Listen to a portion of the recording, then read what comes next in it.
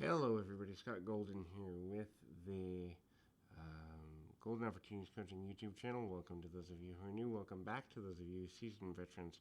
What we do around here is bring about a conversation of a psychological, mental health, emotional health paradigm. We try to do that as best we can. We do that as often as we can, usually several times per week. We've got over 1,000 of these available for your listening pleasure. Some foundation blocks for love. So if you're looking for healthier relationships, if you're looking for more self-love or more loving relationships, both platonic and romantic, then certainly these concepts should be valuable to you. If you're looking for kind of balancing relationships as we go into the new year, would love to be of assistance to you in that way as well. Please feel free to reach out at PO Perception on Twitter and or in the About Me section of this YouTube page. Either way, we'll get you in touch with me or a member of my team, and then we can move from there. In any event, what are some things that ultimately lead you in a direction that will lead you to a more loving, balanced approach? First thing is putting time into your relationships. Look, relationships require time in order to be nurtured, in order to be grown, in order to be developed, and so the commitment of the process to put time into them is super important for a number of reasons. It needs to be consistent. It needs to be continual. It needs to be valuable, and understanding how to do that in a meaningful way is one of the most important things that any person can do at any given time. Kind of connecting in a deeper manner is also important, and being able to do that in a manner that is valuable and beneficial is also important.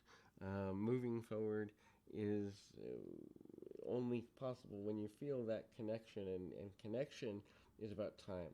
So connection is about commonality and understanding.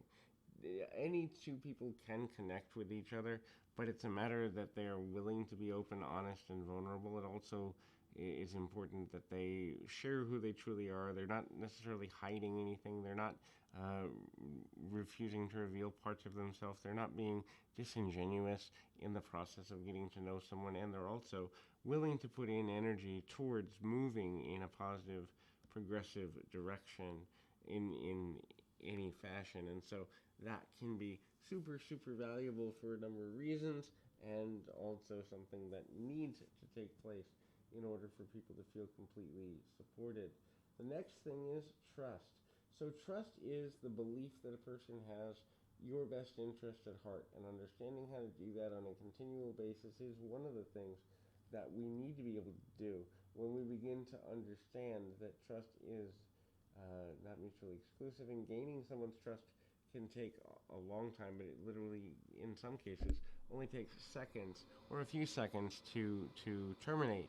We have to realize and make a safe space for a person to feel comfortable, confident, and at ease with expressing how they feel and expressing where they are in the process of getting to know us, and also their ability and willingness to be honest about what their needs portfolio looks like, is, and or can be for the future. And so that can be super challenging in a number of ways, including if a person is uncomfortable with being honest. If a person feels that being honest leaves them in a level of danger, then they're less likely to do that, and ultimately that can lead to hurt feelings and a lot of difficulty, frustration, anger, angst, and otherwise unrest. So, when we begin to understand the value of honesty and integrity when building relationships, we also then begin to understand the value of connecting on a deeper level in a deeper fashion. And so, when we begin to understand how to balance things forward, we also then begin to understand the nature at which we begin to move forward in a healthy, meaningful way. And so, ultimately, when you are in a healthy situation, you begin to be able to trust that a person has your best interest at heart. And when they don't, you can see it, hold them accountable to it, and also understand that your standards have to be higher than your need for their approval in order to make a strong, intelligent decision. Until next time, keep your feet on the ground, your mind in the moment.